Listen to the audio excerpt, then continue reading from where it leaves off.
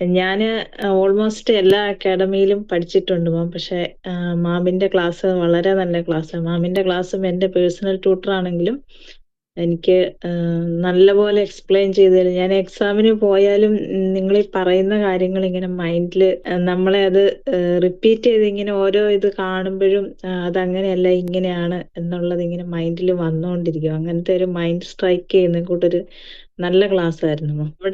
അവിടെ എന്ന് പറഞ്ഞിട്ടുണ്ടെങ്കിൽ റീഡിങ് ലിസണിങ്ങിന് റെക്കോർഡ് ക്ലാസ് ആയിരുന്നു. മാമിന്റെ കൂട്ടൊരു ക്ലാസ് ഞാൻ റീഡിങ് ലിസണിങ്ങിന് ആദ്യമായിട്ടാണ് ഞാൻ കയറുന്നത്.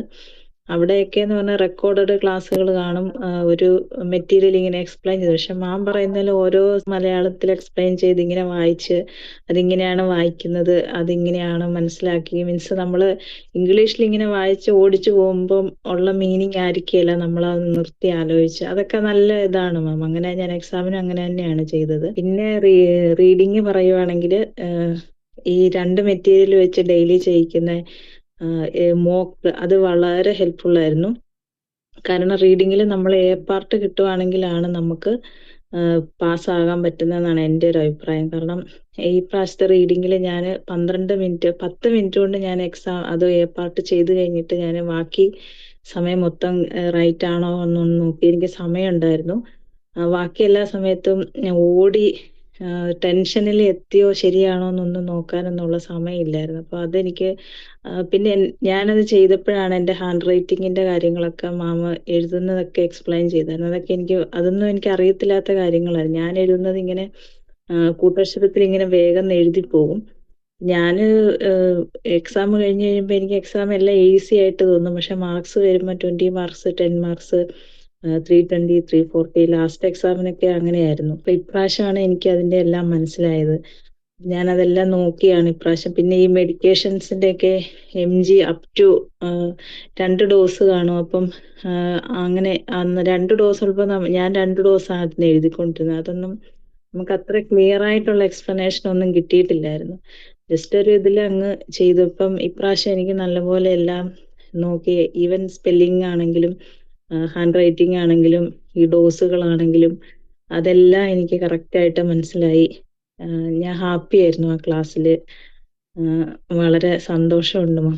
മോക്കിന്റെ മെറ്റീരിയല് എക്സാമിന് വരുന്ന കൂട്ടായിരുന്നു മാം. കാരണം വേറെ നമ്മൾ ചെയ്യുമ്പം ഈസി ആയിട്ടുള്ള മെറ്റീരിയലുകളാണ് നമ്മൾ ചെയ്ത് പഠിക്കുന്നത്. അപ്പം എക്സാമിന് വരുമ്പോൾ ഇത്ര ഈസി ആയിട്ടുള്ള മെറ്റീരിയൽ കിട്ടുകയില്ല. അന്നേരം നമ്മൾ ഭയങ്കര പാനിക്കാവും. എവിടെ നോക്കിയാലും ആൻസർ കാണുകയില്ല. അത് നല്ല മെറ്റീരിയൽസ് ആയിരുന്നു മോക്കിന് കിട്ടിയിരുന്നതെല്ലാം. പാർട്ട് ഞാൻ ഇങ്ങനെ ആയിരുന്നില്ല. മീൻസ് എല്ലാം മൊത്തം ഓടിച്ചു വായിക്കുമായിരുന്നു. എല്ലാത്തിലുള്ള എ പാർട്ടിൽ എന്തൊക്കെയാണുള്ളത്, ബി പാർട്ടിൽ, എന്നിട്ട് നമ്മൾ ക്വസ്റ്റ്യൻ നോക്കും. പക്ഷെ ഇവിടെ വന്നു കഴിഞ്ഞ് പിന്നെ ഇവിടെ ചെല്ലുമ്പോഴത്തേക്ക് അതിൽ എന്താ ഉള്ളതെന്ന് മറന്നു പോകും. പിന്നെ കുറെ പ്രാവശ്യം അങ്ങനെ ഇങ്ങനെ നോക്കൂ. അങ്ങനെയായിരുന്നു ഞാൻ ചെയ്തുകൊണ്ടിരുന്നത്. ഇപ്പം മാം പറഞ്ഞു കഴിഞ്ഞപ്പോൾ ഞാൻ ഹെഡിങ്ങും ഇതിനകത്തുള്ള എന്താന്ന് മനസ്സിലാക്കിയിട്ട് 1 to 6 മാം പറഞ്ഞ പോലെ തന്നെ ചില ക്വസ്റ്റ്യൻസേ നമുക്ക് നോക്കേണ്ടതുള്ളൂ. ബാക്കി നമുക്കറിയാം ഇത് സയൻസ് ആൻഡ് സിംറ്റംസ് ഏതിലാണ്, അങ്ങനെയുള്ളതെല്ലാം വളരെ ഹെൽപ്ഫുൾ ആയിരുന്നു മാം. ബി ആൻഡ് സി ഹെൽപ്ഫുൾ ആയിരുന്നു. ബി എനിക്ക് റീഡിങ് ബിയും സിയും എനിക്ക് ഇഷ്ടമായിരുന്നു. എനിക്ക് ഈസി ആയിരുന്നു കമ്പാരിറ്റീവ്ലി. സിയിൽ വെച്ച് ബി എനിക്ക് ഈസി ആയിരുന്നു. എന്നാലും മാം പറഞ്ഞതുപോലെ തന്നെ ഞാൻ ക്വസ്റ്റ്യൻസ് വായിക്കുമ്പോൾ അതുമായിട്ട് ചേർത്ത് വായിച്ച് അങ്ങനെയൊക്കെ ചെയ്തപ്പോൾ അത് കുറച്ചും കൂടെ ഈസി ആയിട്ട് തോന്നി. പിന്നെ കേൾക്കുമ്പോൾ നമ്മൾ ആ ഓഡിയോയുടെ കൂടെ തന്നെ കേട്ടുപോയി. അന്നേരം അത് നല്ലതായിരുന്നു മാം. നമ്മള് മാം പറയുന്ന പോലെ നമുക്കൊരു മീനിങ് അത് മനസ്സിലായില്ലെങ്കിൽ അതിന്റെ മുമ്പിലും ബാക്കിലും ഉള്ള ഇത് നമ്മൾ അതിന്റെ തർജ്ജിമ ചെയ്ത് കഴിയുമ്പോൾ അതെന്തോ ഒരിതാന്ന് നമുക്ക് മനസ്സിലാകും. അതുമായിട്ട് റിലേഷൻ ഇല്ല. അത് മനസ്സിലായില്ലെങ്കിൽ, ആ വേർഡിന്റെ മീനിങ് മനസ്സിലായില്ലെങ്കിലും കുഴപ്പമില്ല എന്നാണ് എനിക്ക് മാമിന്റെ ക്ലാസ് വെച്ച് മനസ്സിലായത്. ശരിയാമോ? നമ്മൾ ഒത്തിരി മെറ്റീരിയലുകൾ ചെയ്യുന്നതിനെക്കാട്ടിലും ഒരു മെറ്റീരിയൽ നല്ലപോലെ എല്ലാം മനസ്സിലായി. മാം അത് ഓരോ ക്വസ്റ്റ്യനും അത് എവിടെ നിന്ന് വന്നു, എങ്ങനെ വന്നു എന്ന് പറഞ്ഞു തരുമ്പോൾ നമുക്കത് ശരിക്കും മനസ്സിലാകും. അതെങ്ങനെയാണ് അത് കണ്ടുപിടിക്കേണ്ടത്, എവിടെ നിന്നാണത്. പിന്നെ ഒത്തിരി സിനോണിംസ് ഉണ്ട്. അതെങ്ങനെയാണ് അവിടെ പറഞ്ഞേക്കുന്നത്, അങ്ങനെയുള്ള എല്ലാ കാര്യങ്ങളും നല്ലപോലെ എക്സ്പ്ലെയിൻ ചെയ്ത് മാം പറയുന്നുണ്ട്. അത് വളരെ ഹെൽപ്ഫുൾ ആണ്. ഞാൻ നോക്കിയിട്ട് ഞാൻ ആദ്യം എൻ്റെ ഒരു ഫ്രണ്ട് ചിഞ്ചു ആണ് മാമിന്റെ അക്കാഡമി, അവളും ഇവിടെയായിരുന്നു പഠിച്ചത്. അപ്പൊ എനിക്കിങ്ങനെ റീഡിങ്ങിനും ലിസണിങ്ങിനും ബുദ്ധിമുട്ടാന്ന് പറഞ്ഞപ്പോൾ അവളാണ് എനിക്ക് സജസ്റ്റ് ചെയ്ത് തന്നെ. അപ്പൊ ഞാൻ ഇതുവരെ നിങ്ങളുടെ അക്കാഡമിയുടെ ഒരു ചാനൽ കാണുമോ, ഇതൊന്നും കാണും. പിന്നെ ഇത് കണ്ടു കഴിഞ്ഞാൽ പിന്നെ ഞാൻ ഓൾമോസ്റ്റ് എല്ലാ വീഡിയോസും മാമിന്റെ റെക്കോർഡഡ് യൂട്യൂബ്സിലുള്ളത് എല്ലാം ഞാൻ കണ്ടിട്ടുണ്ട്. എല്ലാ ടിപ്സും വളരെ ഹെൽപ്ഫുൾ ആയിട്ട് എനിക്ക് തോന്നി. നമുക്ക് ചെയ്യാവുന്ന ജെന്യൂൻ ആയിട്ടുള്ള കാര്യങ്ങൾ ഈസിയിൽ ഫോളോ ചെയ്യാവുന്ന മെത്തേഡ്സ് ഒക്കെ ആയിട്ടാണ് എനിക്ക് തോന്നിയത്. മാമ എല്ലാവരുടെയും പേര് വിളിച്ച് തന്നെ ചോദിക്കും, പിന്നെ ആൻസർ ഓരോരുത്തരായിട്ട് പറയാം. അങ്ങനെ ഒരു ബുദ്ധിമുട്ട് തോന്നിയിട്ടില്ല ma'am. Writing and speaking very good ആയിരുന്നു.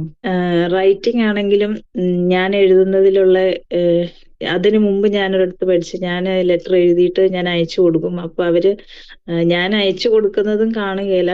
മീൻസ് ഞാൻ വായിക്കും, പുള്ളിക്കാരി കറക്ഷൻ തരും. അതിൽ വലിയ കറക്ഷൻ ഒന്നും കാണില്ല, കുറച്ച് ചെറിയ കുറച്ചൊക്കെ കാണത്തുള്ളൂ. പക്ഷെ ഞാൻ ജിഷ മാമാണ് എനിക്ക് അതിന്റെ ഒരു സ്ട്രക്ചറും അലൈൻമെന്റും എല്ലാ കാര്യങ്ങളും എനിക്ക്. അപ്പൊ ഞാൻ ഇങ്ങനെയൊക്കെ ഉണ്ടോ എന്ന് തന്നെ ഇപ്രാവശ്യമാണ് ഞാൻ അറിഞ്ഞത്.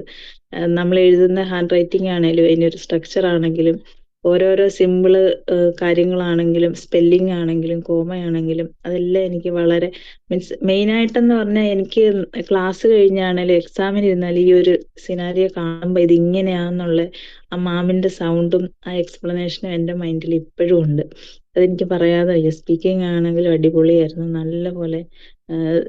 നല്ലപോലെ എക്സ്പ്ലെയിൻ ചെയ്ത് നല്ല ആക്സെന്റിലൊക്കെ പറഞ്ഞു തന്ന് നല്ല ക്ലാസ് ആയിരുന്നു. ഞാൻ ജിസ്റ്റ് ആൻഡ് ഡീറ്റെയിൽസ് എന്ന് പറഞ്ഞ് ഞാൻ പഠിച്ചിട്ടുണ്ടായിരുന്നു. പക്ഷെ ഇത്ര ഡീറ്റെയിൽ ആയിട്ട് നമുക്ക് ജിസ്റ്റ് ഡീറ്റെയിൽ എന്ന് പറഞ്ഞാൽ അത് ഏതാ ജിസ്റ്റ് ഏതാ ഡീറ്റെയിൽ എന്ന് അറിയത്തില്ലായിരുന്നു. പിന്നെ ഇത്രയും ടൈപ്സ് ഒക്കെ മാമിന്റെ ക്ലാസ്സിൽ വന്നിട്ടാണ് ഞാൻ അറിഞ്ഞത്. എനിക്കറിയത്തില്ലായിരുന്നു. ലിസണിങ് ആണെങ്കിൽ മാം പറഞ്ഞ പോലെ നമ്മൾ ഓഡിയോ ആദ്യം